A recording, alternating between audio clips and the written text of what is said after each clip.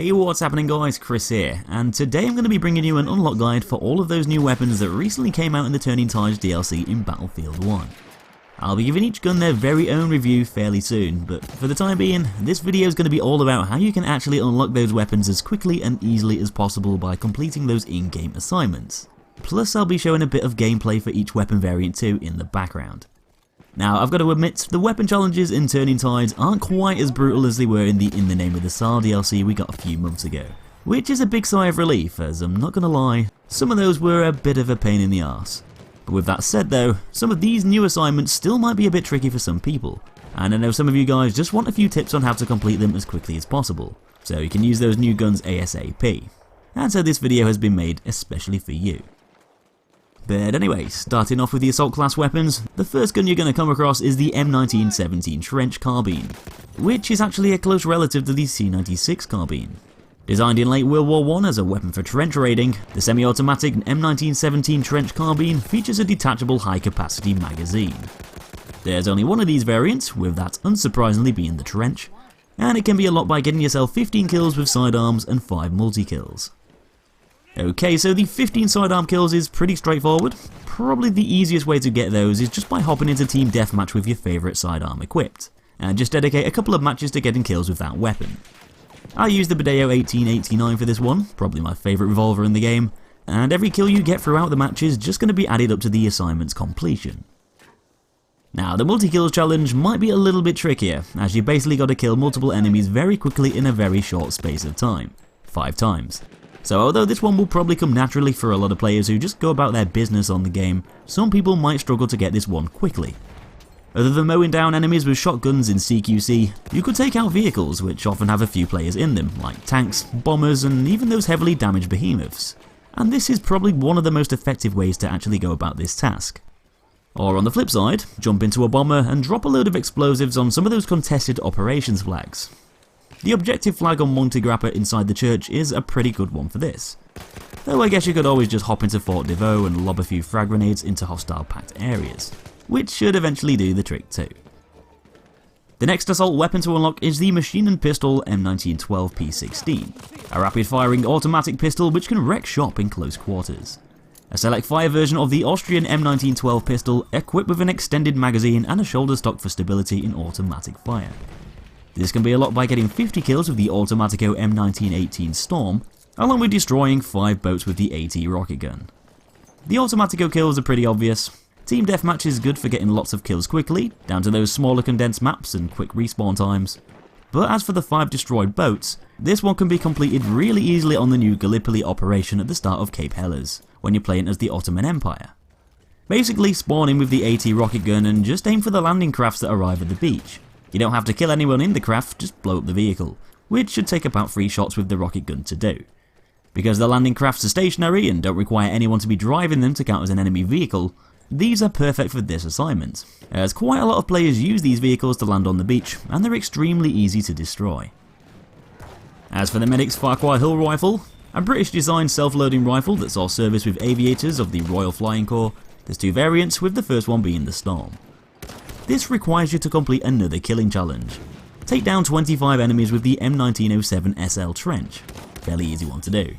And you'll also have to perform 10 revives in a round, which shouldn't take too long either. Just remember that because you have to complete this one in a single round, you've only got a limited amount of time to get it done.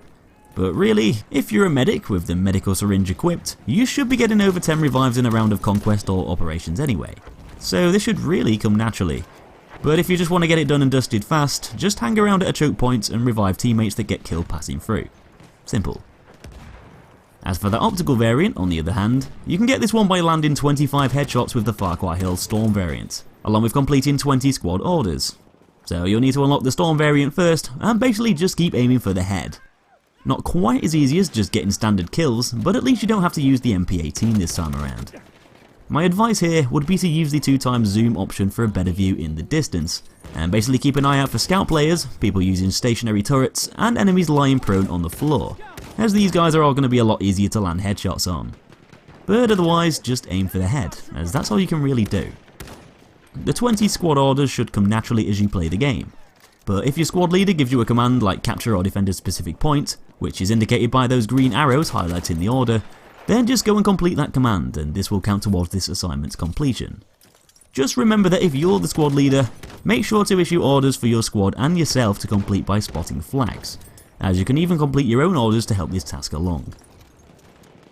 But anyway, moving over to that support gun, the M1917 MG, an American-made water-cooled heavy machine gun introduced in World War I, it would go on to see half a century of service with the American Armed Forces. There's two variants of the M1917 MG to unlock, with those being the low weight and telescopic. The low weight variant is the one you'll have to go for first, and you can get this by getting 25 kills with the BAR M1918 Trench, which is straightforward enough. You'll also need to perform 250 vehicle damage using explosives too. Now, I'd highly advise going for the Assault's M1912 P16 first, as you'll deal quite a lot of explosive damage to those boats with the AT rocket gun as you attempt to destroy them, contributing nicely to this task.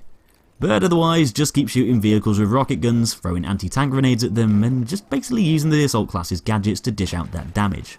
Shouldn't really take too long.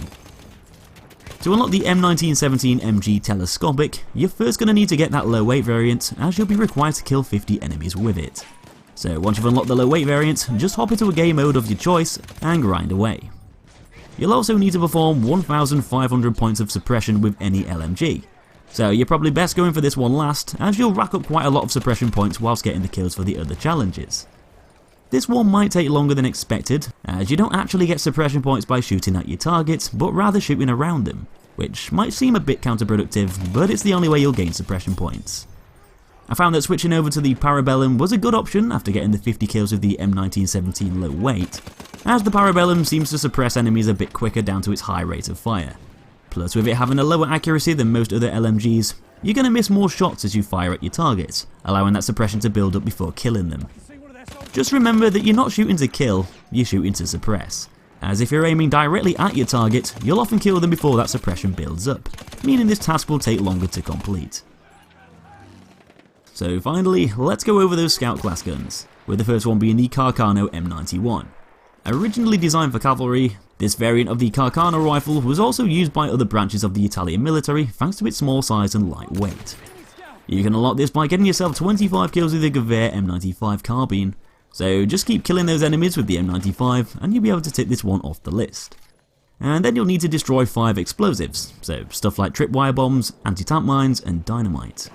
Just look out for any of these on the map and lob a grenade in their direction or shoot them to blow them up, which will count towards this task. Quite a lot of enemies tend to plant anti-tank mines along travel routes and at the entrances to objective points, and they're pretty easy to spot and take out. Just look for them on the ground along popular travel routes. But if you're really struggling to find any planted explosives, just use the scout spotting flare to highlight nearby hostile explosives on the minimap, and just hunt them down if any appear. But last of all, we've got the Type 38 Arisaka. Adopted by the Imperial Japanese Army as their standard issue rifle, large numbers of Arisaka rifles were purchased by allies short on arms during World War I, including Britain, France and Russia. Just like the Carcano rifle, there's only one variant of this weapon available, with that being the infantry variant. This is probably one of the trickier guns in the DLC to unlock, as you've got to perform 25 counter-sniping kills, and you've also got to perform 3 multi-kills as a scout. The counter-sniping kills are pretty easy, and you'll get quite a lot of these just by playing as a scout and killing other scout players, without even thinking about it. But the 3 multi-kills are going to be a bit more taxing for most players, and it's probably going to cause you more trouble than a lot of the other assignments in the Turning Tides DLC. So there's a few ways in which you can go about this task. The obvious way is just to lob grenades at congested objective points, in narrow rooms, bunkers or trenches crammed with enemy players, and a lot of people will rush straight on over to Fort de Vaux and Amiens for this reason. But although getting multi-kills from a grenade is a fine enough way to get this one, there's a few other methods which I tried and found to be a lot more successful. One of these methods would be to hop into the anti-air turret and just take out bombers and attack planes, usually killing a couple of players instantly as the plane blows up. The new L-Class destroyer is also another great tool to use for getting scout multi-kills, as you can spawn into it whilst being a scout and just destroy boats and attack infantry around on those flags on Cape Helles.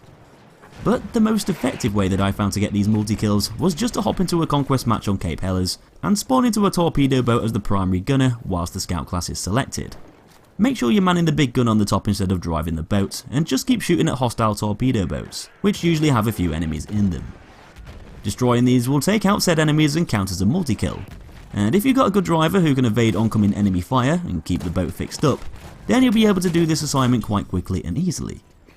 I actually managed to get all 3 of these multi-kills in a single conquest match using this method, so I'd highly advise doing this if you're having a hard time trying to get this one done. But anyway, that's how you unlock all of those new weapons that came out in the Turning Tides DLC.